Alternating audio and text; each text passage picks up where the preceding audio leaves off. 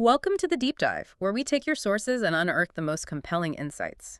Today, we're embarking on a truly unique deep dive, exploring a fascinating collection of visions, prophecies, and reflections from the Polish clairvoyant Krzysztof Jackowski.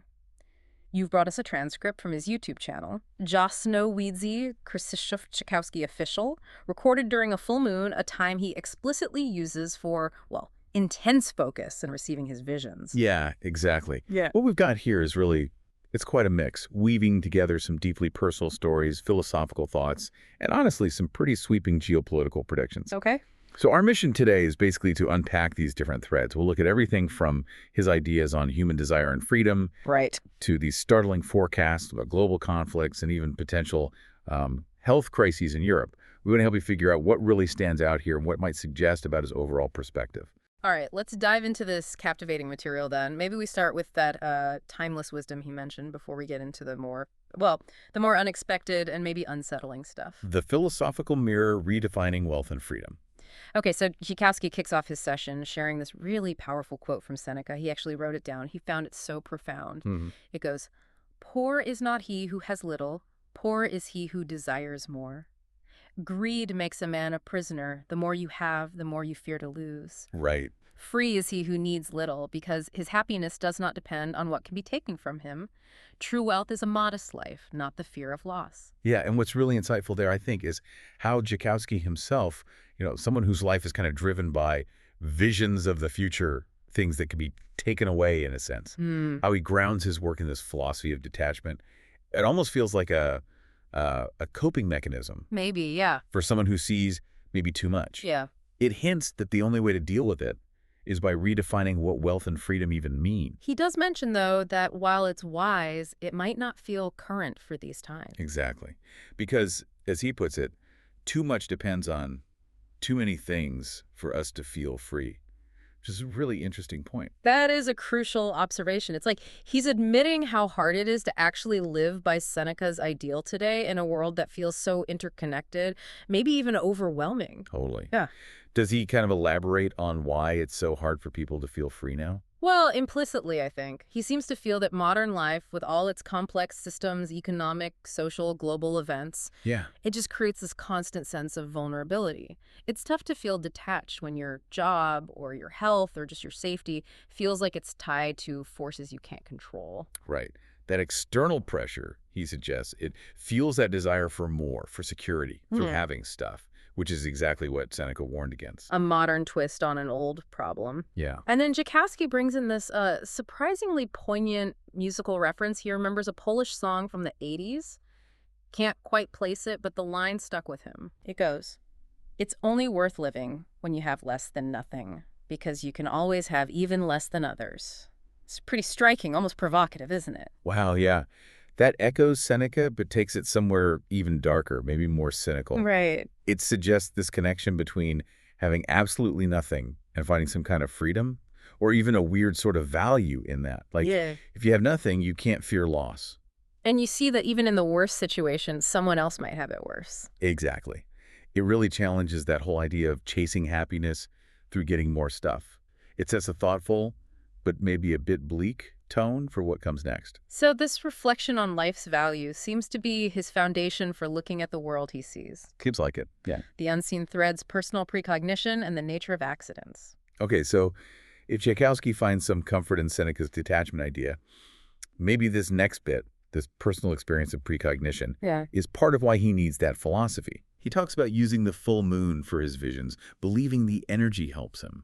And he tells this really specific, almost eerie story about an interview in Warsaw. Yes, this one really stands out as an example of his claimed ability. He was at a studio called Świat Gwiazd, World of Stars. Right. And during the interview, he sees these journalists working hard, and he just tells them quite directly, he saw them sitting there at night writing. And they confirmed it. Instantly. They said, yeah, a lot of their key work happens late at night, prepping news for the morning. So that immediate confirmation of a small detail, it kind of lends credibility, right, before the really dramatic part. But the vision got much more intense after that, didn't it? He gave them a far more unsettling message. Absolutely. He looked at them and said, someone will die, a redactor in a car accident. Wow. And he even added, more with an indication to a woman. He mentioned they looked at him, surprised, maybe skeptical. But then, tragically, just days later, it happened. A female redactor, an editor or journalist from a well-known Polish radio station, Trochka, died in a two-car crash. That is incredibly specific. Yeah. And chilling. It really forces you to think about that line between just coincidence and something else. What did Jackowski himself make of it? Well, it clearly affected him. He really pondered it, asking, how is it that such cases are not coincidences if something like this can be felt beforehand? Yeah. After all, he says, an accident is an accident, a convergence of many random things, a fraction of a second of inattention. So he's questioning the very nature of accidents. Exactly. He's suggesting that if something we normally call random chance can actually be foreseen, it messes with our whole understanding of cause and effect. It hints at maybe an underlying pattern, some kind of predetermination, even in events we just write off as bad luck. A direct challenge to the idea that life is just random. Yeah. Suggesting some deeper, maybe hidden order. Precisely. Geopolitical storm clouds, a vision of global realignment. Okay, so if his personal experiences suggest this kind of hidden order in random events, his geopolitical visions seem to blow that up to a global scale. He shifts from individual fates to what he sees for nations, starting with the war in Ukraine. He claims Russia has completely ignored Trump's peace efforts. Right, and that Trump himself probably understood clearly that Putin simply turned his back on him. So the war just continues in his vision, with Russia building up significant military reserves. Yes, it's a pretty stark and pessimistic view of where things are headed. He also mentions that, according to his insights, NATO generals think Russia might actually strike in another place. Expand the conflict. Potentially, or divert attention. He says Putin's main goal, as he sees it, is to hit the very center of Ukraine, to disable Zelensky, even potentially kill him, and overthrow the government. And Belarus. He thinks Putin wants to drag Belarus into the war, or at least use it as a territory for operations against Ukraine, maybe open a new front. So with these big goals for Ukraine, what about other countries nearby? Does he see Russia attacking Poland, for example? Interestingly, no. He says he doesn't feel Putin intends to attack Poland or other neighbors directly. Yes. Yet. Okay.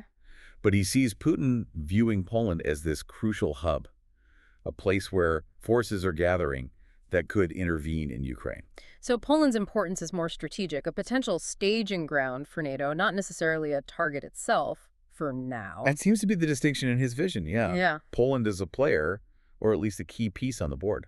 But if intervention did happen, how does he see Russia reacting? And what about the U.S.? This is critical. Jackowski feels Russia has a simulated attack plan ready to go. If European countries intervene militarily, Russia's prepared, he believes, to strike mainly at airports in those countries. Directly targeting their ability to project force. Exactly.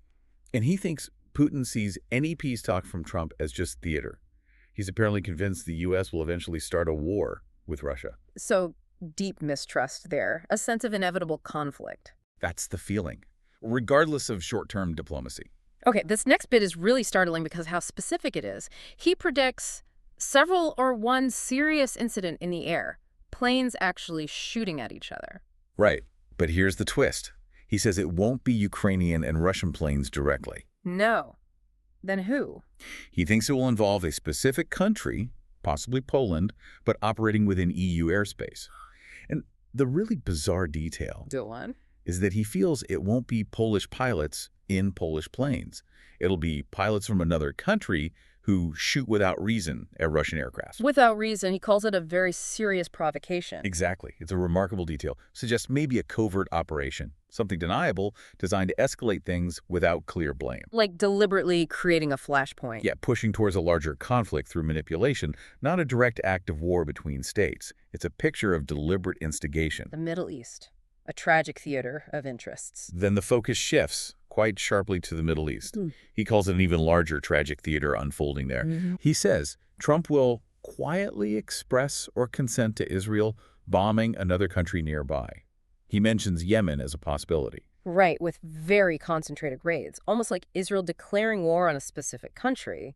This would be a massive escalation beyond current tensions. Definitely. He also touches on Gaza, saying it's already ruined and people are being driven out by a complete lack of water. The goal, he claims, is for them to flee at all costs. It implies a deliberate depopulation strategy. So this wider bombing campaign he sees with quiet U.S. backing would just magnify the crisis hugely. And Turkey. He mentions Turkey playing a strange role, maybe making moves against Israel, but ultimately... Ultimately, his vision points to Turkey occupying some part of Syria and then Israel also taking some part of Syria. So it sounds less like war and more like a carve-up, a deal. Exactly. This is where he introduces that key concept for understanding his view. Gezeft. A business deal, basically, a cynical transaction. He believes Syrian President Assad suddenly fled to Russia with his gold on Putin's orders. And the huge implication is that neither Trump nor Putin actually wants peace. What then?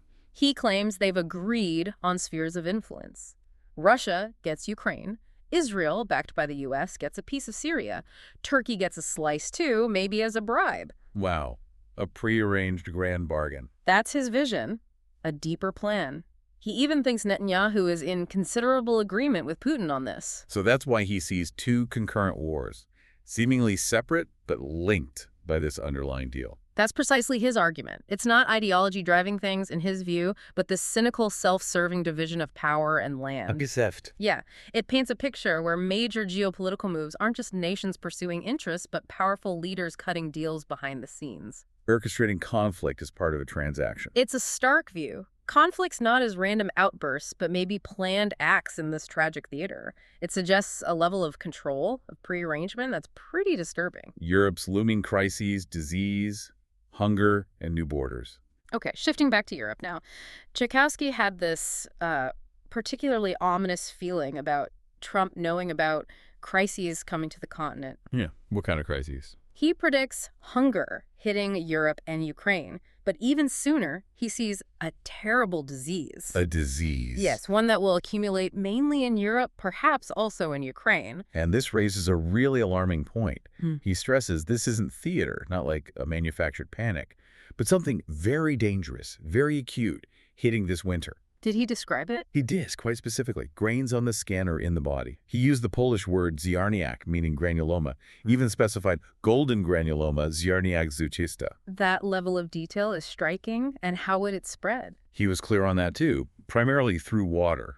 Not so much through breath, though he said breath, too, because of microscopic moisture droplets, but mainly waterborne infection. Okay. And the consequences sound dire. People try to get medical help, but hospitals and doctors won't be able to cope. They will not be accepted in most cases, he said, leading to forced self-isolation. A breakdown of healthcare systems. Grim.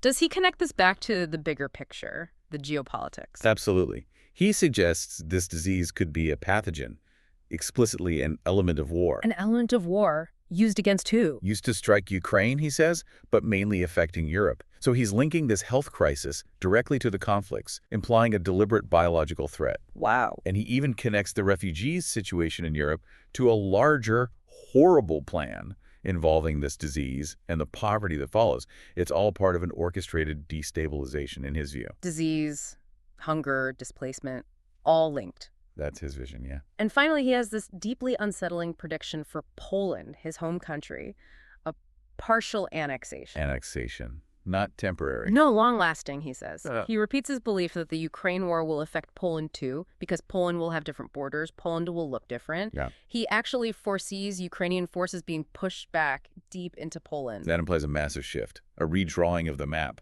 It does. He also mentions Netanyahu being unhappy, feeling Europe should have intervened in Ukraine much earlier, which might have changed this outcome. So intervention is key in his view. Seems so.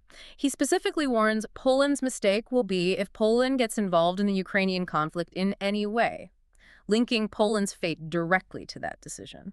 And he mentioned someone's specific. Yeah, as a final detail, he mentioned a Mr. Naraki who, in his vision, will soon give a very official address to the nation, hinting at some major announcement or policy shift coming in Poland. A lot to take in there. Outro. Definitely. So what does all this mean for you, the listener, trying to process these really extraordinary visions from Krzysztof Jackowski? We've covered a huge range today, from Seneca's ancient ideas on freedom that Jackowski seems to lean on, Right. to that chilling personal story about precognition that makes you question chance, all the way to this complex web of geopolitical predictions, Ukraine, Russia, the Middle East, Europe, disease. It certainly challenges, our usual assumptions about how the world works. Especially that idea of a cynical Geschäft, driving things behind the scenes. Yeah. It presents this view where conflicts might be linked in ways we don't see, where even accidents or diseases could be part of some larger, unsettling design.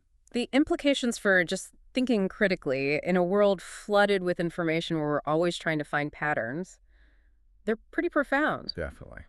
So here's a final thought for you to maybe mull over. If these visions do hint at some kind of meticulously orchestrated tragic theater on the world stage, with these geopolitical deals, maybe even engineered pathogens, how does that change how we think about random events versus some deeper, maybe more disturbing kind of control? And if there were such a grand plan unfolding, what role do individual choices or even national sovereignty really play in that kind of predetermined story? Something to think about as you navigate the news and information in your own world.